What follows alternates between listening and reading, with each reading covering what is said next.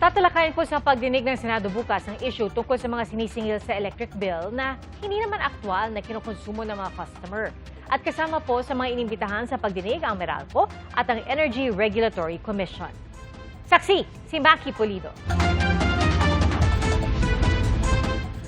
Sobrang pagtitipid na ang ginagawa ni Ria sa paggamit ng kuryente, kaya di niya maintindihan kung bakit nung Marso umabot pa rin ng mahigit 2,000 pesos ang electric bill niya. Minsan mapapatanong ka na lang sa sarili mo, bakit ganito? Nagtipid ka nga, pero parang wala din naman nangyari sa pagtitipid mo. Sa likod ng electric bill mo, nakalista ang mga sinisingil dahil sa paggamit ng kuryente. Pero marami rito, ayon sa Power for People Coalition, hindi aktwal na kinokonsumo. Ang 12% VAT o value-added tax at government taxes na sinisingil ng gobyerno. Sa Meralco bill ni Ria, 206.50 pesos ang binayaran niyang VAT, 218.86 sa government taxes. 49.53 pesos sa universal charges. Ito yung tulong nating lahat para maabot ng kuryente ang mga nasa malalayong lugar at mapangalagaan ang watershed. 1.56 pesos naman ang binabayaran niya sa Lifeline Subsidy o subsidiya para sa mga nasa 4Ps at qualified marginalized sector. Sinisingil din ng Meralco ang systems loss. Ito yung mga ninanakaw na kuryente at nawawalang kuryente habang dumadaloy sa kable. 114.82 yan sa bill ni Ria. Hindi yan responsibilidad ng mga electric consumers. Dapat yan yung mga nagninegosyo doon sa transmission, distribution, akuin na nila yon. Kaya kung suspindihin ng gobyerno ang mga buwis at akuin ang universal charges at lifeline subsidy at kung sagutin ng Meralco ang kanilang systems loss, halos 30% ang mababawa sa Meralco bill ni Ria o katumbas na 591.27 pesos. Ang computation na yan ay batay sa konsumo ni Ria na 154 kilowatts kada buwan.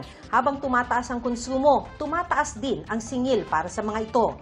Hinihingi pa namin ang pahayag ng Department of Finance kaugnay ng panukalang suspindihin ang buwis at kung ano ang epekto nito sa revenue collection ng gobyerno. Dapat may equitable sharing ng burden ng crisis. Hindi pwedeng ang kumakarga ng krisis ay ang mga mahihirap nating kababayan na nagtatrabaho. Gingit ng Meralco, lahat ng sinisingil nila ay aprobado ng Energy Regulatory Commission. Hindi naman daw napapatunayan ang mga alegasyon ng overcharging at hindi tumataas ang kanilang distribution tariff nitong nakalipas na 10 taon. Gayunpaman, masusi daw nilang nire-review ang kanilang rates para masigurong ito ay patas at makatwiran. Sa Meralco Bill, pinakamabigat ang generation charge na mahigit kalahati ng binabayaran. Ang karamihan na pinagkukunan ng Meralco ng kuryente ay mga plantang gumagamit ng inaangkat na coal at liquefied natural gas o LNG na nagmahal pa ng magkagyera sa Middle East. Pass-through charges ito. Ibig sabihin, kung magkano ang bili ng generation companies, ipapasa ito sa atin. Dapat, ayon sa Power for People Coalition, ang kinokontrata ng Meralco ay murang kuryente tulad ng renewable energy para makamura ang consumers. Ang Meralco ang pumapasok sa kontrata. Dapat ini-insure niya. Nakalagay naman sa batas yun na dapat protektahan ng electric consumers. Sabi ng energy expert na si Attorney Jose Layug, kung renewable energy tulad ng solar ang source, 4.86 pesos per kilowatt hour lang ito, kumpara sa 6.20 pesos per kilowatt hour ng coal at 8.84 pesos per kilowatt hour ng LNG. Sa kwenta ng Power for People Coalition, kung renewable energy source ang ginagamit, nasa 440.44 pesos pa ang mababawa sa electric bill ni Ria. Kaya nga we have been advocating renewables kasi on the other hand, ang renewables naman fixed. Wala siyang ginagamit na fuel. Walang binabayaran ang consumers na fuel. Tugon dito ng Meralco, dumaraan daw sa competitive selection process ang pangongontrata nila ng kukuning kuryente sa isang bukas na pamamaraan at sinusunod nila ang least cost principle o yung pinakamurang mapagkukunan. Sinusuportahan din daw ng Meralco ang transition ng bansa sa mas malinis na enerhiya at bahagi na ng kanilang sinusupply ay renewable energy. Isang bahagi rin ng bill ang singil ng National Grid Corporation of the Philippines o NGCP para sa transmission charge o singil sa pagtulay ng kuryente mula sa planta hanggang sa distribution company tulad ng Meralco. Kamakailan, nagmahal din ito. Ayon sa Power for People Coalition, mahal ito dahil nangontrata ng ancillary o reserbang kuryente ang NGCP mula sa mga plantang gumagamit ng diesel, bunker at coal. 77 pesos ang naidagdag nito sa electric bill ni Ria. Naka-standby sila, reserve sila. At yung sources really is problematic.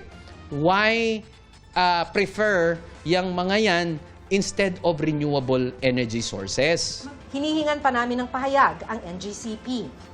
Kung isasama pa ang mga dagdag na bawas na yan, 1,059 pesos lang ang Meralco bill ni Ria sa halip na 2,168.50. Meron ding sinisingil na feed-in tariff allowance o FIT-all at Green Energy Auction Allowance o GEA-all. Tulong daw sa mga mamumuhunan sa mga renewable energy source.